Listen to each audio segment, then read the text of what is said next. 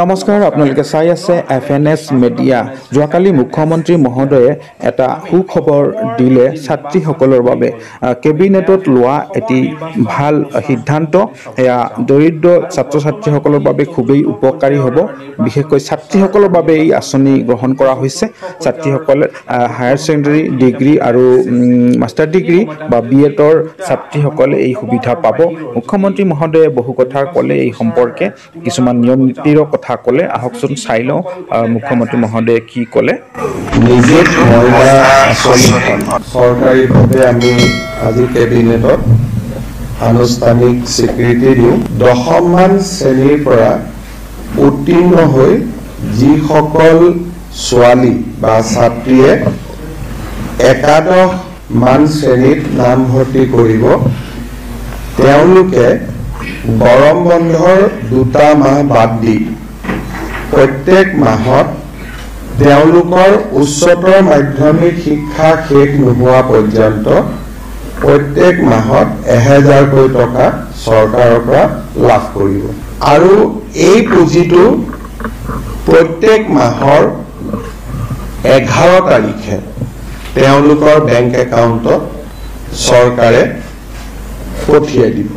যিসকলে 4 বছৰ বা 3 বছৰ গ্ৰেজুৱেশ্যন পাঠ্যক্ৰমত পঢ়িব, হায়াৰ ছেকেণ্ডেৰী পাছ কৰি, প্ৰত্যেকগৰাকী ছোৱালীয়ে প্ৰথম বৰ্ষত নাম গ্ৰহণ কৰাৰ লগে লগে প্ৰত্যেক মাহত 1250 টকা চৰকাৰৰ পৰা লাভ কৰিব।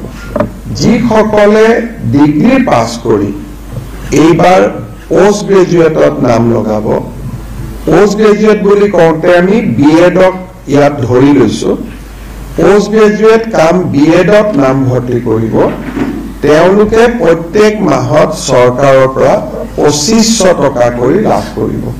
যিখিনি ছোৱালীক আমি হায়াৰ ছেকেণ্ডেৰী পৰীক্ষাত ভাল ৰিজাল্ট কৰাৰ কাৰণে আমি স্কুটি দিওঁ, তেওঁলোকক আমি নিযুত মইনা আঁচনিত অন্তৰ্ভুক্ত কৰা নাই। কাৰণ স্কুটি এখনৰ দাম প্ৰায় 70,000 টকা হয়গৈ, আৰু নিযুত মইনা আঁচনিত তেওঁলোকে আমাৰ বাকী ছোৱালীখিনিয়ে যদি 12,500 কৰি 3 বছৰতো দিওঁ 36,000 হয়। কিন্তু ছোৱালীয়ে যদি কয় যে নহয় মোক স্কুটি নালাগে, মই নিযুত মইনাহে ল'ম, তেতিয়াহ'লে নিযুত মইনাও তেওঁ ল'ব পাৰে। মন্ত্ৰী আৰু বিধায়কৰ ছোৱালীসকল এই আঁচনিৰ হিতাধিকাৰী হ'ব নোৱাৰিব।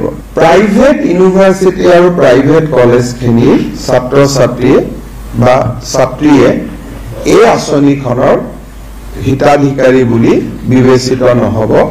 কিন্তু ভেঞ্চাৰ কলেজত যদি কোনোবাই পঢ়ে বা ভেঞ্চাৰ হায়াৰ ছেকেণ্ডেৰী স্কুলত পঢ়ে, ভেঞ্চাৰ জুনিয়ৰ কলেজত পঢ়ে, তেওঁলোক এই আঁচনিখনৰ হিতাধিকাৰী হ'ব। এই গোটেই আঁচনিটো বাল্য বিবাহৰ বিৰুদ্ধে প্ৰস্তুত কৰা এখন আঁচনি। গতিকে বিবাহিতা ছাত্ৰী এই আঁচনিৰ বাবে হিতাধিকাৰী নহ'ব। কিন্তু পোষ্ট গ্ৰেজুৱেট পৰ্যায়ত বিবাহিতা ছোৱালীয়েও এই আঁচনিৰ সুবিধা ল'ব পাৰিব। আৰু যদি আপ টু ডিগ্ৰী পঢ়ি থাকোঁতে মাজতেও বিয়া হৈ যায়, তেতিয়াহ'লে ৰিনিউৱেলত তেওঁলোকে এই আঁচনিৰ সুবিধাৰ পৰা বঞ্চিত হ'ব। যেতিয়া প্ৰত্যেক বছৰে এবাৰ ৰিনিউৱেল হ'ব, আৰু কোনোবা ছোৱালী যদি শিক্ষা আধাতে সামৰি ড্ৰপ আউট হৈ যায়, তেতিয়াহ'লেও এই আঁচনিখনৰ সুবিধা নাপাব।